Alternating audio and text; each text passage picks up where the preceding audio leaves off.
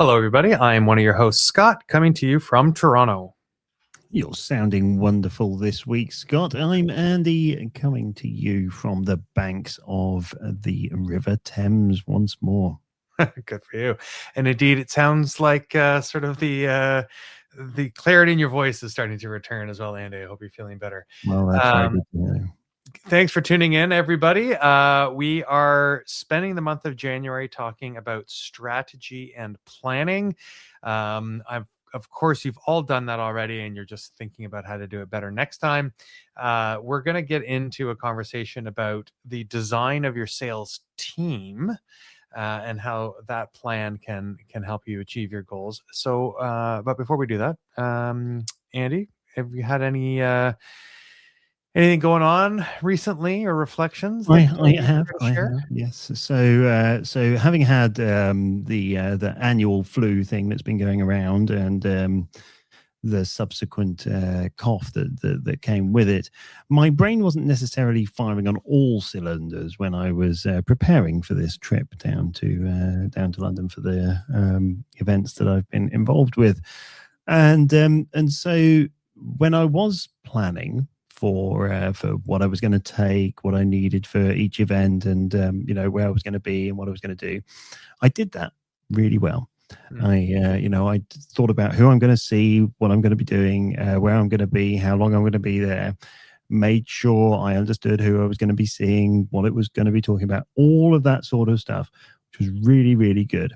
And then I drove down to London, and it turned out I had forgotten my laptop charger, my iPad, my Razor charger, my toothbrush, and all of my underwear. Well, so I had to turn around and drive back home again and pick everything up because there was no alternative. That's a lot of things to go and source once. It was a lot of things, but I was so prepared. I was so worried that because I'd been unwell, that I would forget something when it came to the business stuff and the more important meetings and events that I was involved with, that I completely forgot about the most basic things that meant that I would or would not be able to actually get involved in those things. And so I thought I'd just share a little bit of that when you are thinking about your strategy and your planning and things like that, don't forget the little things. The basic stuff really still matters. And so don't neglect that. And that will feature a little bit in our discussion today when it comes to the sales team building and design. Well, there's a running joke in my life that I forget the major things. Like I am notorious for forgetting chargers and devices and whatnot. Mm-hmm. I have even gone so far as to leave my laptop on a plane before, and I ended up getting it back, but it took a while, and I had to scramble with equipment to get through my event. But these are just what keeps us on our toes. Incredible, isn't it? Never arrived without my underwear, but I'm sure I'll share that story when it inevitably happens.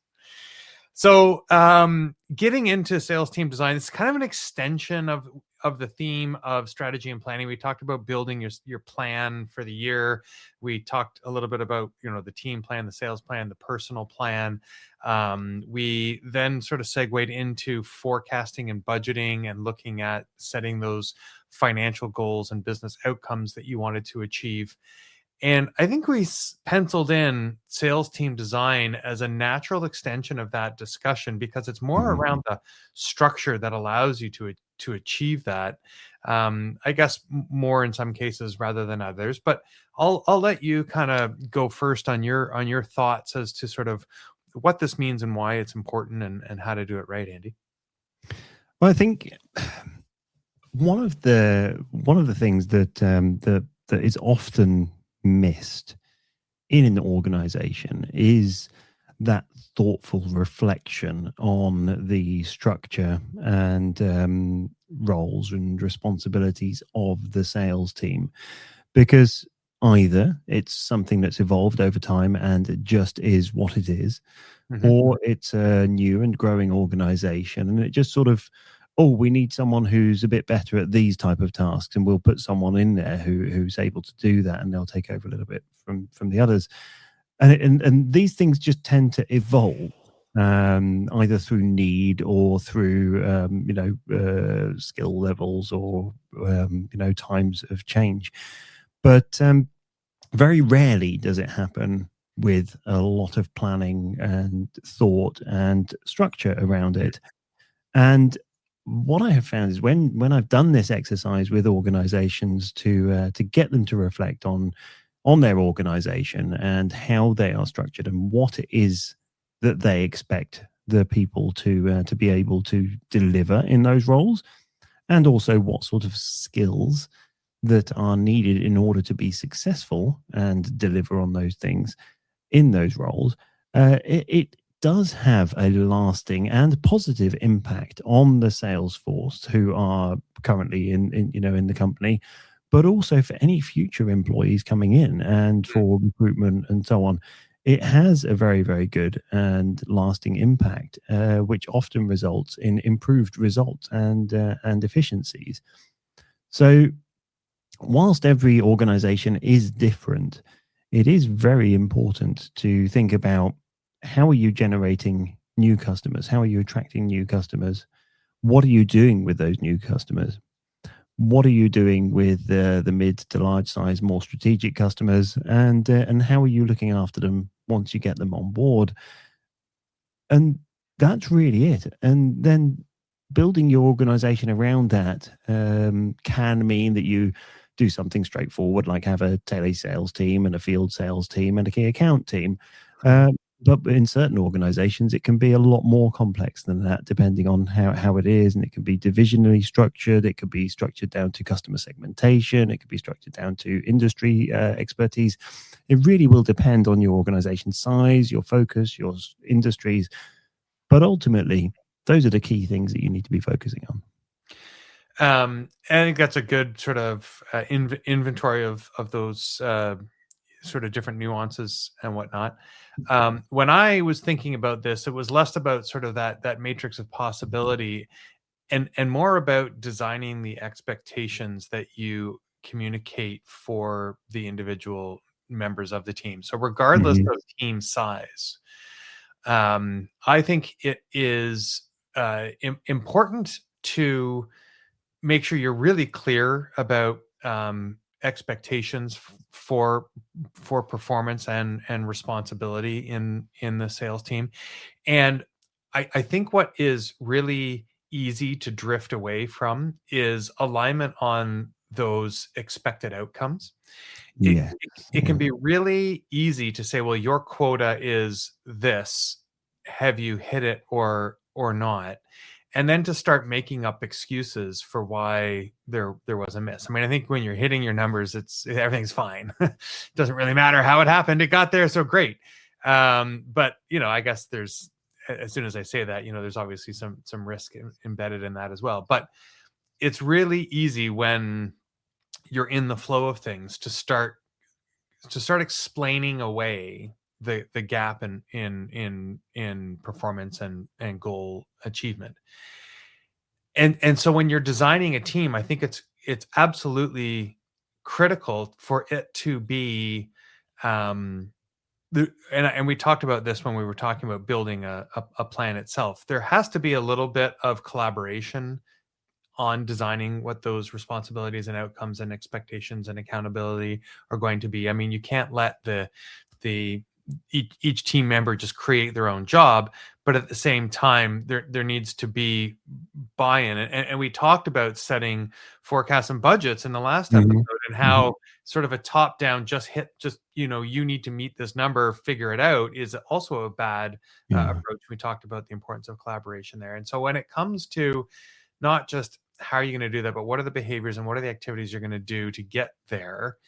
If it isn't mutually designed, then again, it's easy to explain away at the end of the day to say, yeah, well, that was unreasonable. I know I said sure, but that was just, not a practical expectation. And I tried my best, and can't you see? And that's why, and so I didn't get there. Because you need to be able to say, well, these are the activities that you need to do. This is the kind of routine you need to have. This is the kind of cadence and execution we expect. And two things. One, we mutually believe, like the business and the contributor, that this will arrive at success. It is possible that it doesn't come true for all kinds of reasons: economic conditions, shifting market. We had the wrong idea and the wrong understanding to begin with. And then at the very least, at the end of the day, you have to be clear about the fact that the decision to continue is not about making up excuses for, but it's about saying, okay, well, we didn't get there and the business does have buffer to afford to try again, or I'm sorry that didn't work out. We had alignment, and despite best of intentions, we're not there. Therefore, we have to make some different changes, whether that's personnel or structure or compensation or whatnot. You're absolutely right. I think a lot of organizations obviously make the mistake of how can I put it, kind of blaming blaming the performance on sort of people and processes. But the reality is, if you haven't done this design work and made sure that you've got the right people in the right roles with the right coverage, and that you have the correct handoff procedures, you're incentivizing people in the right way and incentivizing the right behavior as well. You aren't going to succeed, and you aren't going to achieve the goals, no matter what those goals are. They are not going to succeed if the team doesn't really match how the customer's buying and what you're ultimately trying to achieve. So the other thing that comes to mind when I think about sales team design is the business needs to be really honest with itself about what those behaviors are that they need to have available. What kind of skills and capability and capacity are going to be necessary? And there needs to be a real honest reckoning with whether or not that exists within the team that you have or somebody that you're bringing on board. And it is okay, in my opinion, to say, well, we don't always find everything in one person, but on balance, we have everything we need across the entirety of the team. And the team needs to be made aware of that. So if somebody is really good at driving conversation, engaging the room, and somebody else is really good at logistics and technical detail and those kinds of elements, work together, collaborate on the engagement.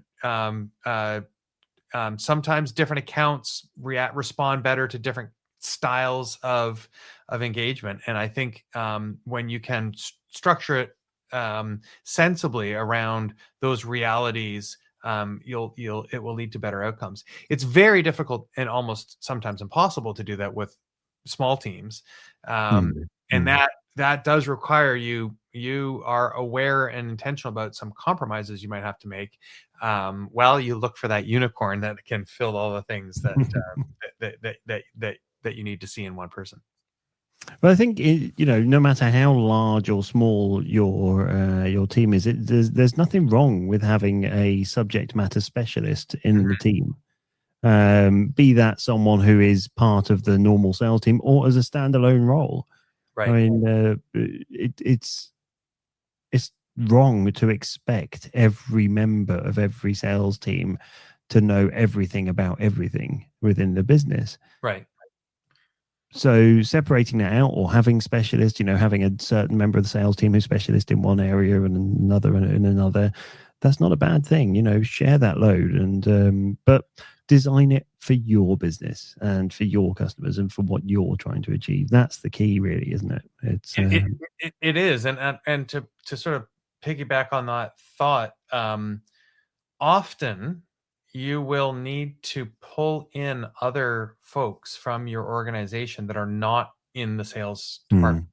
Definitely. You might need a technical person. You might need a creative person. You might need a senior person. And that person probably comes with a false expectation or a false understanding of what it means to be in a sales moment. Mm-hmm. They're probably going to feel uncomfortable. They're probably going to approach it with apprehension, and they're probably going to try and slide out of their skin.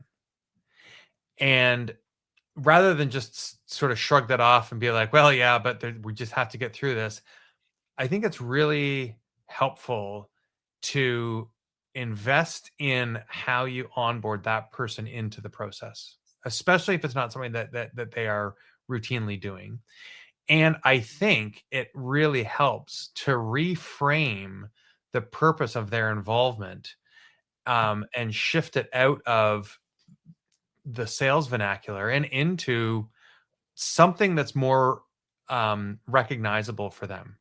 I need you to come on and do a bit of workshopping with the client. I need you to come on and just help us understand. I need you to just give a guided walkthrough of, Mm-hmm. and I need you to just help me make sure that I am thinking this through properly. Avoid any suggestion that they need to perform or they need to present or they need to convince.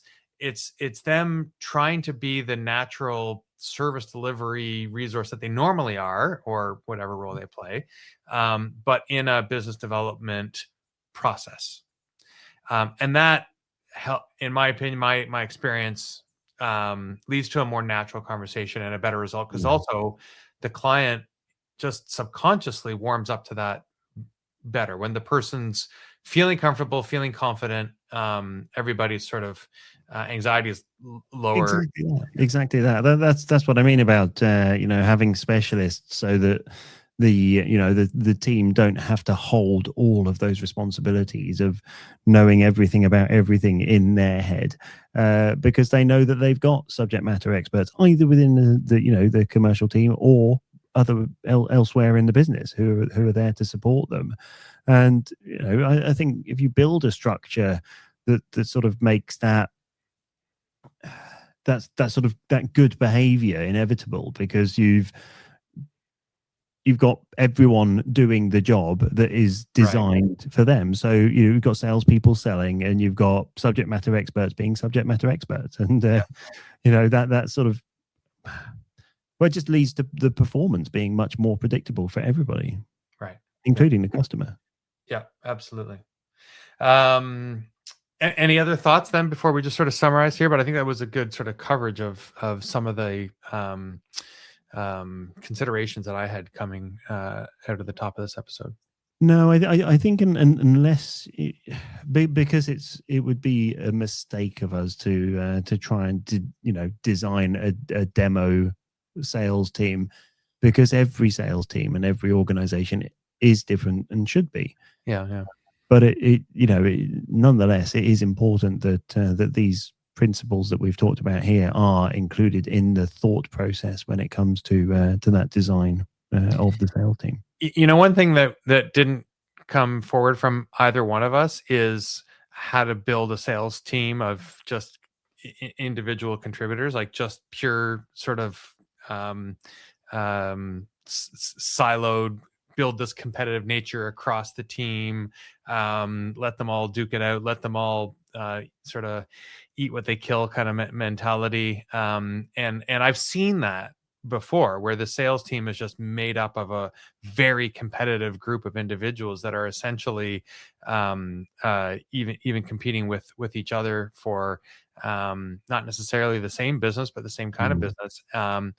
And I've seen that in highly successful results oriented driven sales organizations, but I've also seen in those same situations tons of turnover, not a lot of loyalty, continuity. It's a very transactional situation. So I don't have a lot of experience to touch on that. I know it exists, but I generally wouldn't endorse that kind of structure for any sort of long term that I think we see more often than not. And I don't think that's typical in the B2B world that we're operating in. I mean, yeah, it does exist in some of those SaaS businesses, of course. That's what I was thinking. Yeah. But a lot of them come, they grow, and they burn out, they go, and that's a problem. Yeah. Well, maybe you disagree and you think that's the only way to do it. If so, or if there's anything else here that resonates with you, we'd love to hear from you. You can find us at tandtimbits.com. Grab our socials there, listen to the back episodes, and we will catch you all next week. Thanks, Andy. Thank you, Scott.